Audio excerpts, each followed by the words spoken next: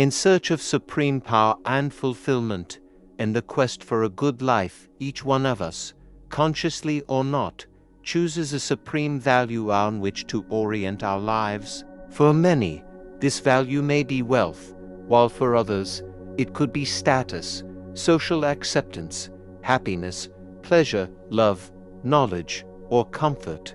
In this video, based on the insights of the philosopher Nietzsche, we will argue that if we want to maximize our health and fulfillment, the value we should hold in the highest regard is power. Many people associate the concept of power with the ability to control others, to bend them to our needs and desires. But this isn't the type of power Nietzsche had in mind. For him, the desire to control others is often a manifestation of weakness or an inferiority complex. It's the will of the weak to assert some form of superiority, taking crooked paths toward tyranny over the healthier.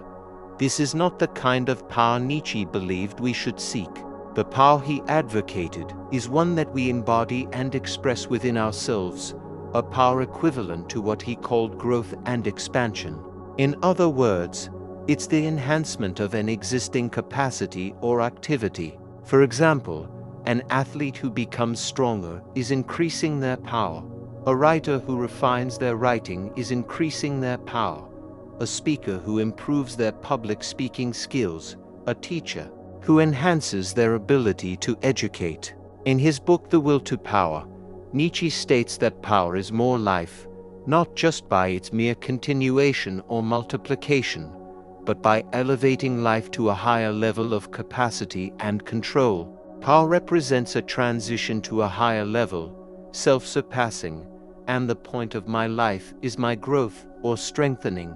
This lies not just in expanding but in igniting, which involves overcoming previous states of oneself.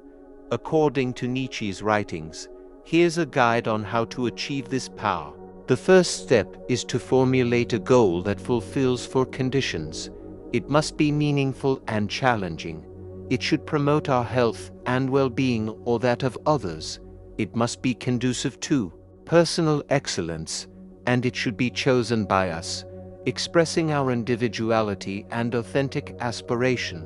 As Nietzsche wrote, "For what end humanity is there, should not even concern us. Why you are here, that you should ask yourself, and if you have no ready answer, then establish for yourself goals, high and noble goals. Once we have an objective that meets these four criteria, the second step to attain power is to dedicate consistent time every day to its realization. This will involve facing obstacles and resistance, such as doubt, fear, anxiety, laziness, lack of time or resources, doubts and criticisms from others, or issues in our health and relationships.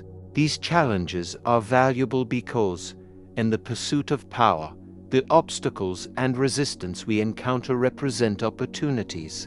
When we confront resistance, we stretch the limits of our mind and body to overcome it, thereby increasing our power.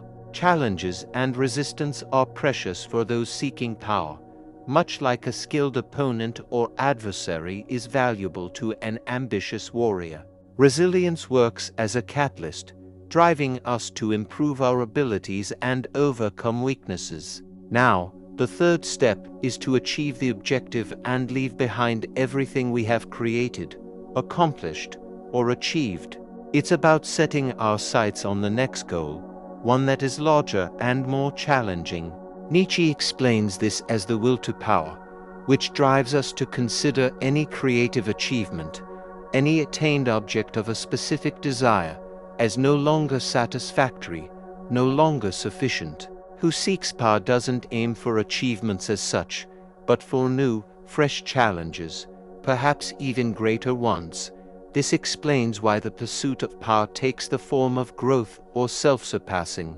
In Nietzsche's view, a life structured around the pursuit of power, within the never-ending cycle of setting an objective, facing and overcoming resistance, increasing our power, and then leaving our creations and achievements behind, will enable us to actualize our potential and cultivate great happiness and great health, which are the prerogatives of the power seeker. Pleasure rises when there's a sense of power. Happiness lies in the triumphant awareness of power, victory, and self-surpassing. Nietzsche's worldview offers a convincing solution to the problem of suffering. It doesn't require a leap of faith or encourage us to place our hopes for salvation in something external, be it a deity, science, a politician, or an ideology. It's a worldview that provides a practical solution to the problem of suffering. If we consider power as the highest human value, the value that promotes individual flourishing above all, we should also value the resistance that grants us the opportunity to increase our power. Suffering is defined by resistance, a sensation of pain or distress resulting from being hindered in some way. Therefore, if we value power, we should also value suffering, as it is an essential ingredient of power. As Nietzsche explained, humans do not seek pleasure and avoid displeasure. What humans seek is an increase in power. Driven by this will, they seek resistance, for they need something that opposes them. Displeasure, as an obstacle to their will to power, is therefore a normal fact. Humans do not avoid it. They are continually in need of it.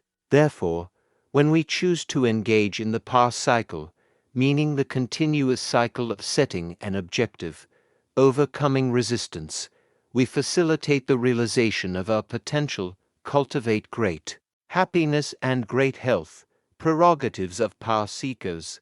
Pleasure rises when there's a sense of power, and happiness lies in the triumphant awareness of power, victory, and self-surpassing.